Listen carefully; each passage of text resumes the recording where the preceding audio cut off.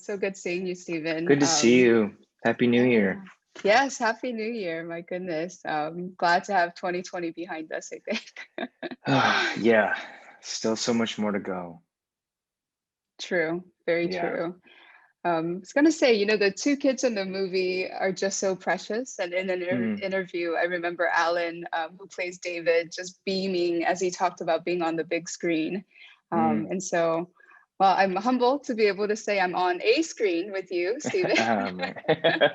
Same, same. So It's great my to honor. be here with you. Yeah, Um, same.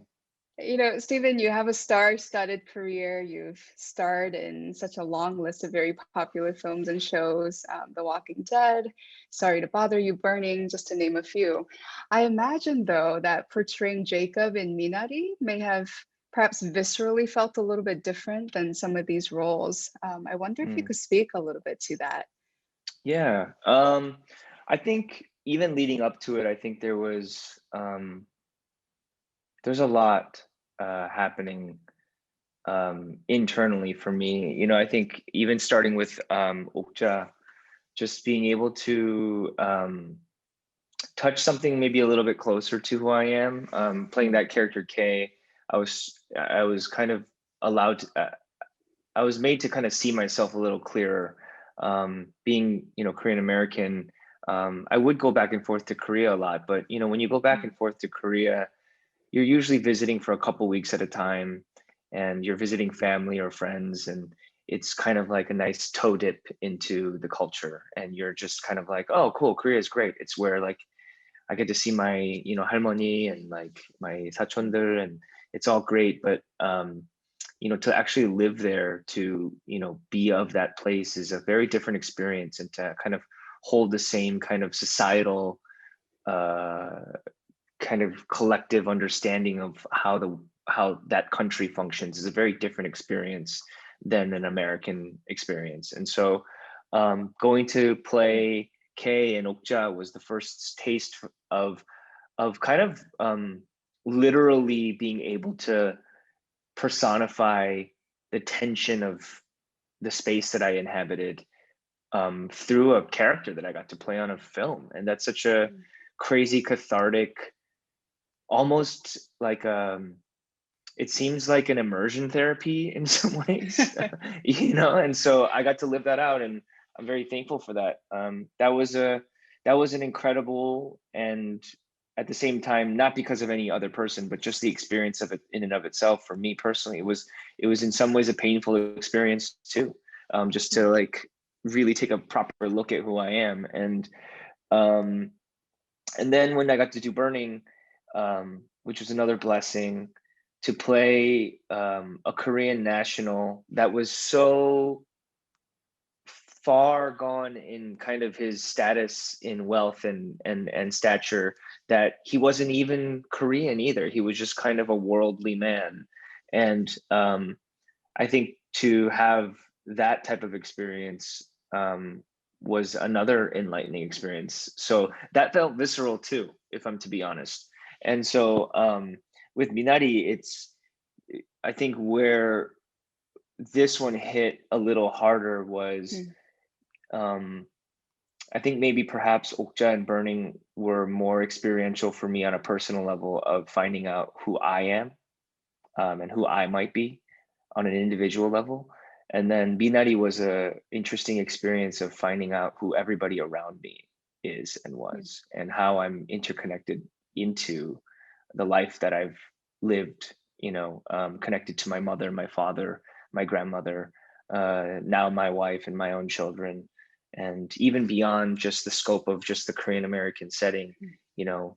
just in also the interconnectivity of all of us as human beings. And so, um, yeah, this has been a really wonderful experience for me. It continues to teach me. um, and then for it to be kind of, um, also juxtaposed to the year we had, and the Mm. life, and that we're all collectively living right now, um, has been a trip. Yeah. Listening to you, as we study for example, how we become kind of who we are. There are Mm. individual characteristics, and then there are environments, our family, the Mm. ecosystem. I mean, on and on. But Bronf and Brennan, not to do, Yeah, yeah, no, I not love to get this. too academic. There's this chronos system, and the notion of chronos system is that not only things that happen to you, but when they happen, right? At what age, and how Mm. that really becomes a significant factor in the way it influences outcomes. And just hearing you talk about burning and Okja, and I'm just wondering if the sequence of events didn't happen and line up in such a Oh manner. yeah. Yeah, you Oh, want to I talk a think little about bit that all the about that? time. Yeah, I mean, this is where it gets to a place where I can't really explain, and perhaps we could leave it to a blind faith, or we could leave it to a faithfulness that creates its own luck. And I think that sequence of films that I got to be a part of probably couldn't have happened in any other sequence. Um, Playing Okja, my Korean on a functional level, my Korean language was good, better than I played in the movie, but it was still kind of mired in that like 존댓말 that you're taught in Korean American life, that you only really use 존댓말 in America, unless you have other Korean American friends that are comfortable speaking Korean to each other.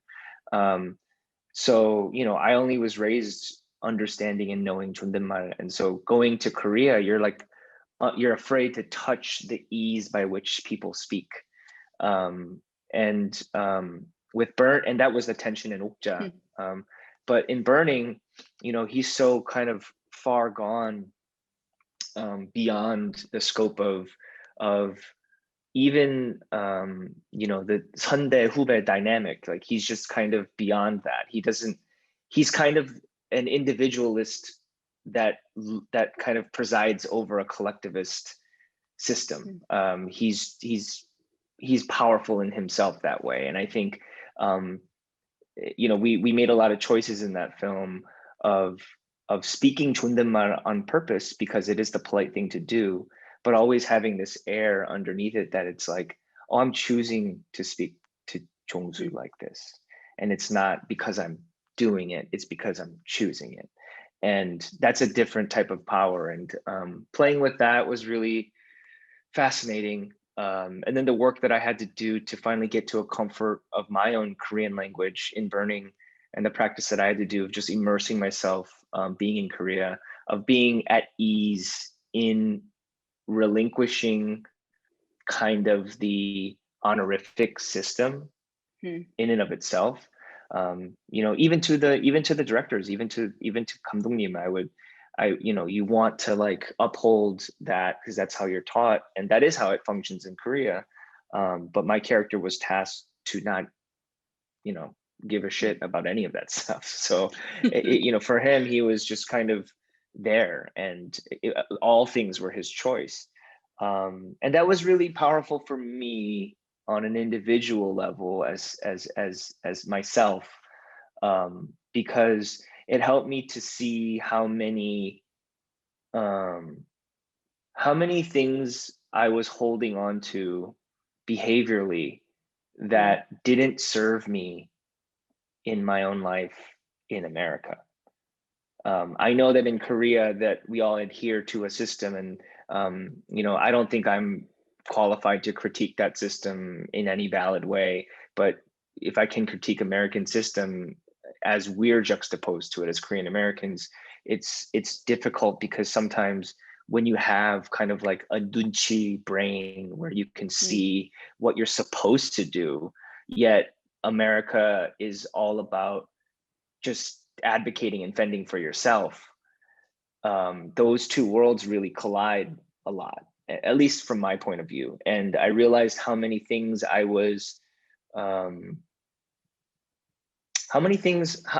often I would not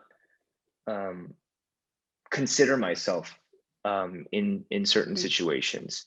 I feel like the pain for me was like, what's a life like when you're thinking about everyone else and nobody is thinking about you? And so I lived a life very bitter at times, feeling like I was being overlooked or I was taken for granted. Mm, But what was really nice to realize was that, the system here in America does sometimes oppress, um, but also that internalization of that oppression can end up putting the boot on your own self. And to free myself of my own burden was really liberating, because then I could navigate the outside burdens a little bit better without having my own pain attached to it. mm. And so, yeah, that was a really profound experience for me, was burning. And then with Minari, it was a balancing of that. And I think, we're in an interesting time. And I don't want to, ultimately, all this I say, I don't know. It's just my experience. But, um, you know, I, I'm starting to understand for myself the power of my dunchi, once it becomes my choice, as Mhm. opposed to a thing that's put upon me. And in some ways, even if it's not put upon me, something that's been hijacked and used and weaponized against me, by the American societal system in some ways. Because we give of ourselves, I often think that, an individualist system will, of course, take advantage of something like that. And then they give Mm. you reciprocation in return, to be like, well, because you're such a good, worker, and you know how to put all these things together, we're going to pay you well, or a decent amount. We won't let you up to the top, but like, we'll keep you in this one stasis Mm. place because you're holding this whole place together.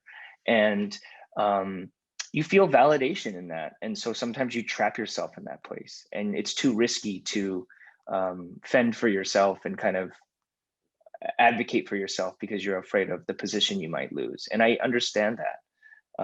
But for me, in my particular position in this field, I realized that that's the only thing I could do. And I tried to stop blaming others. And I really just tried to take it and control it from my own terms. So that's been the Yes. journey for me. Yeah.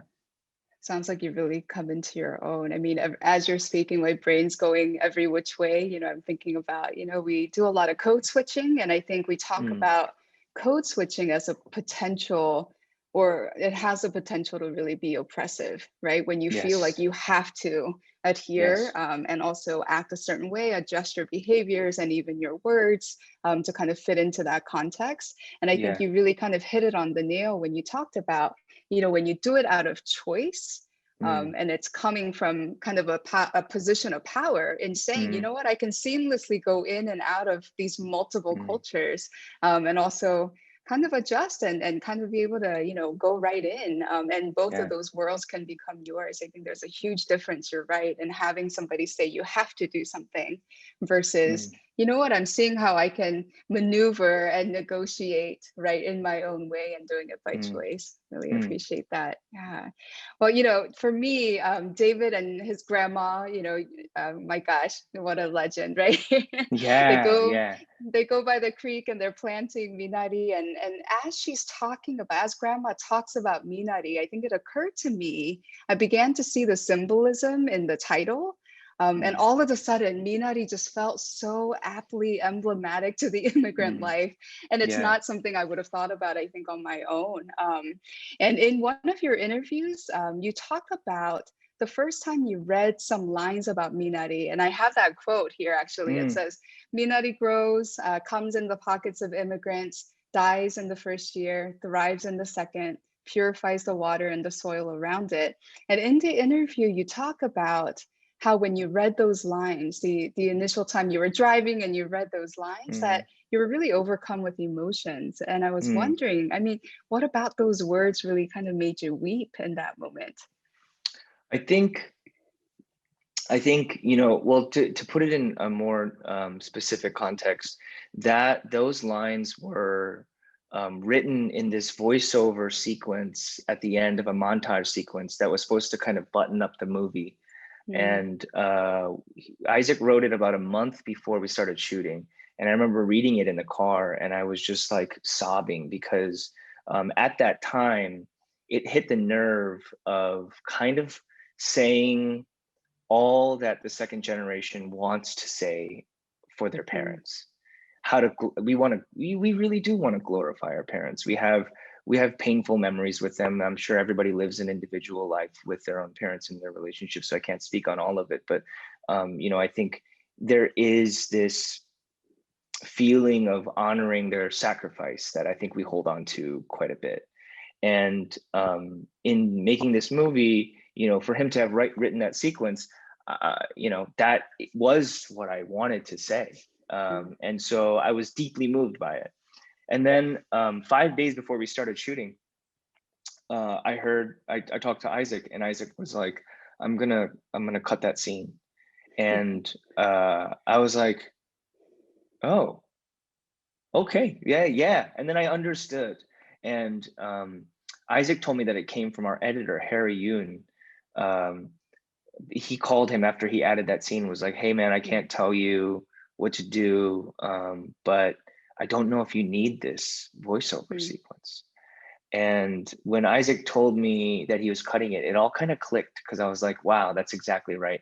This is what we had talked about from the very beginning, which is we do not want to romanticize or infantilize our parents' experience or our experience. And I think that's been the hardest hurdle about Minari.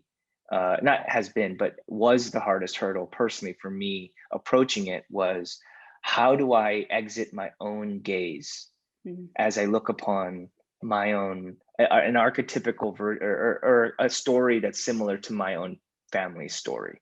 How do I eliminate my own perspective from this to see it neutrally and clearly, and to give these characters agency and humanity, so that they're not just sacrificial immigrant parents, but are actually human beings that made choices and have active agency in their own lives, and gives them the power of that agency. And we really wanted to give these characters that power. And so in approaching Jacob, that was kind of the first hurdle that I had to overcome. And so with that monologue, it hit me deeply, I think, because it was something that we wanted to say, but then because we wrote it out and read it and then put it out there and then retracted it, it kind of was embedded into the film anyway. Like that spirit of what we wanted to say was there. It might not have manifested in a way where we say, thank you for your sacrifice, let me die on this hill of filial piety, so that I can service this sacrifice. But it was more to say, I see you, I understand you, I respect your journey because you're a human being like I am. And I think that was, even saying that right now makes me kind of emotional, because I don't know why, but perhaps it's the first feelings of connection since we immigrated here, like really touching upon like deep connection. Yeah, I mean, goodness, everything you're saying, of course, I resonate with too. And I think that's the interesting thing about films like Minari, and especially for Korean Americans when we watch Minari, because you definitely see parts of your own story, and you almost become those characters because you remember those exact feelings, perhaps when that, similar context would happen, or a similar incident happened in your past, and you definitely see. But I think you're also speaking to just wanting a little bit of the freedom, not from our parents, but really from that burden a little bit, because there's always this kind of overhanging burden of, because of these great sacrifices, if we tend to just kind of stay there, I think our lives can be overconsumed by, how do I pay them back? And and everything that we do, the choices you make, the words you speak, how you dress, and how you present yourself, everything goes back to, am I doing right by them? Right? And that can be really a huge burden. And it's almost like you're wanting or really encouraging the second generation autonomy in some ways, becoming our own Korean American identity, perhaps apart from even, right, in some ways, from the first generation. Yeah, I've been thinking a lot about how oftentimes we define our second generation and further experience um, only in kind of the duality of Korea or America, or your home culture and your, you Mm, know, your current culture. Um, and I often think that that is incredibly lacking, because you're using two separate systems to try to describe mm, its a unique own thing. Um, and I've been thinking a lot about um, what it does to kind of the feeling of accepting who you are right now. Whenever mm, you're kind of like, am I Korean enough or am I American enough? It becomes this weird tension, and then you describe yourself as living in between spaces. And while that might be true from how we as societally understand how to define things, I realize more and more that like yeah. this unique third culture experience is its own thing. And to, like you said, to find the identity of this unique experience is so important, because I think it grounds us and allows us to start from somewhere so that we can then, you know, blossom into whatever individual path that we're trying to take. Um, but yeah, it really makes me wonder like how much collectively we've been kind of suppressed because we've been unable to find proper footing anywhere. Mm. Yeah, and perhaps we've been trying too hard to fit into the old paradigm or the Yeah, new paradigm, and not really yeah, creating this our own version of the paradigm in some ways. exactly, Yeah. exactly. Yeah. Another part about Minari that really struck me were all of the intersections of identities I think that existed in Minari, and we don't often see that, right? So we definitely stand, I think, at the intersection of identities. We're people of color, we're immigrants, and then there's our cultural identity. You bring in gender and class, Mhm, language, even spirituality into that. And often we enter spaces where all of those things are not so welcomed or invited mhm, in, right? So we mm, before we enter a space, oftentimes we feel like we have to check some of those pieces of our identity at the door, and they can't coexist and kind of all enter into that space together. And for me, what was so moving about Minari is not only were all of those identities and really seeing the intersection of how they all interact and really kind of impact each other, not only was that invited and welcome, but it really was kind of the part and parcel to the mm, film. I mean, if you mm, remove any of those identities, mm, I don't think it would have been as powerful.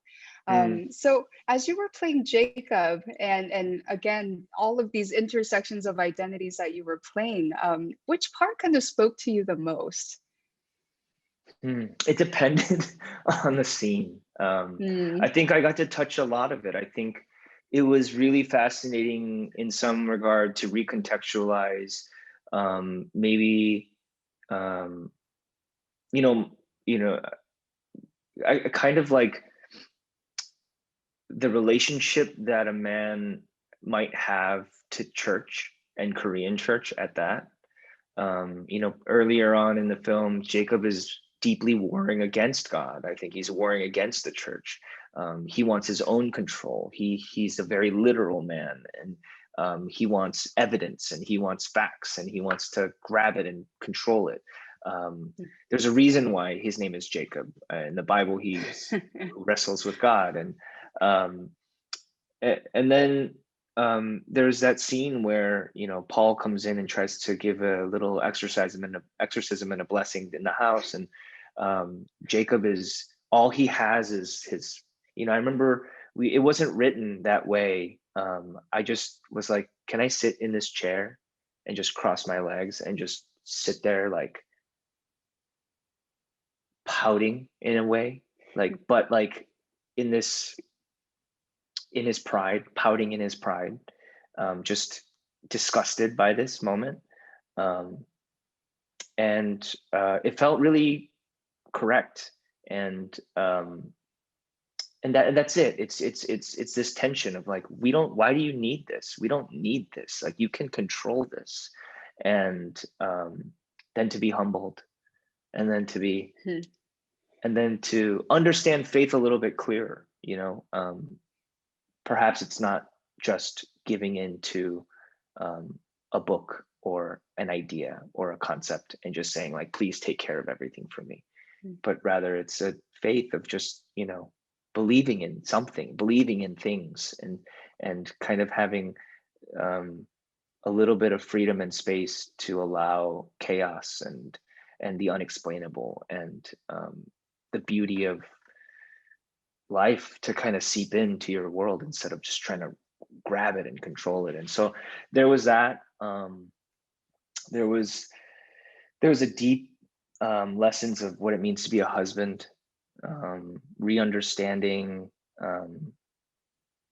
what these type of familial roles can do to relationships, can do to a family, when people live their life through duty, when and a patriarch is meant to do something because that is their role for this family.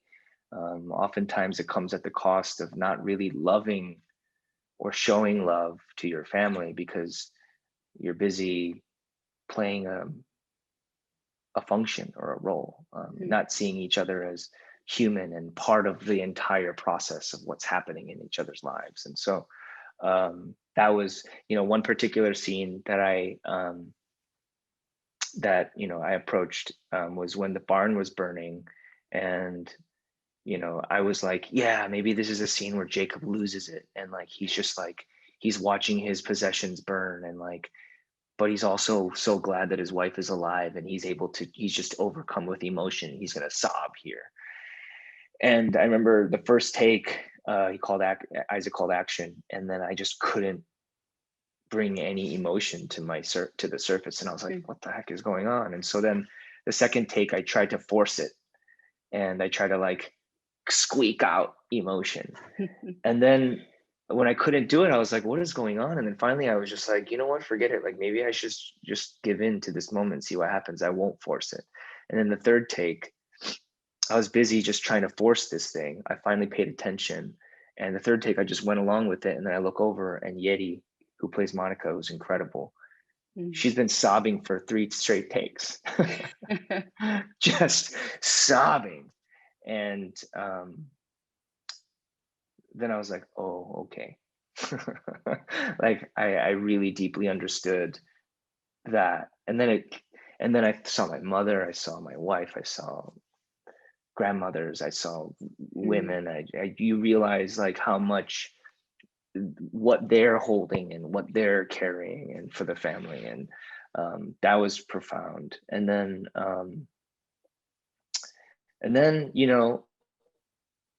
when you're playing with David or you're playing with Anne, just there's so many dynamics happening, just about how you want to show love. And there's moments that you try to show love as a father, but they're hidden behind, social norms or I guess pride through actions. There's this telling of you can say that you love somebody, but like love is a verb, and to show that is a very different thing. And then also how much I learned a lot about how much, I can only speak from kind of maybe the man's experience, but even in relationship to my Korean father, how much possessiveness there is, that you possess your child. You what they do is a reflection upon you, and so then you can only speak to them from a place where you can speak in shame. You only really speak in shame in some ways, even though you love your child. You can only express that love through shame because you don't know how to give that child the space to make their own mistakes and still be loved. Instead, it's always like, I can't believe you would do this. You're making me upset about it. And when a child really needs your comfort and your love in that moment, you're only able to say, can you assuage my pride in this moment? Mm, And, those were really fascinating things to work out. Them cerebrally, you read the books in your life, right. but then to be Mm. able to, like I said, immersion therapy that way was really wild. Yeah, it was really wild. Yeah, I've always said, Asian parents or specifically Korean parents definitely love differently.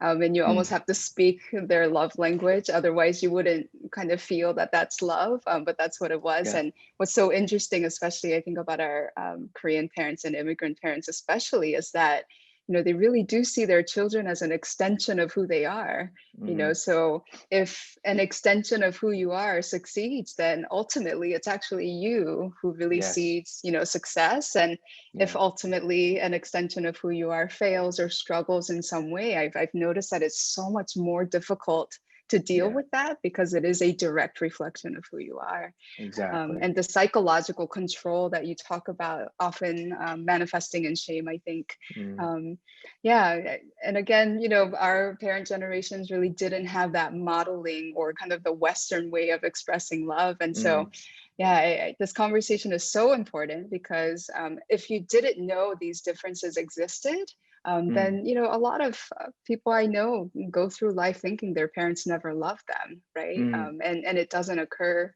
to them that perhaps the love just looked a little bit different or way yes, different in this case. yes, yes. Um, so it wasn't until recent years that scholars and clinicians like myself that we really began to examine immigration through a trauma lens. Mm, And a part of this is because, as we talked about before, we want to idealize this experience. We want to see it as this glorious vehicle to the American dream. But a major part of it, in not naming it as trauma, is this very painful experience that is left to kind of unpack for the immigration experience. And so, yeah, nonetheless, for me, I think it's important to call it what it yeah, is, right? It is a traumatic experience. And that's important because only then can we kind of fully credit and honor, I think, that yeah, entire experience.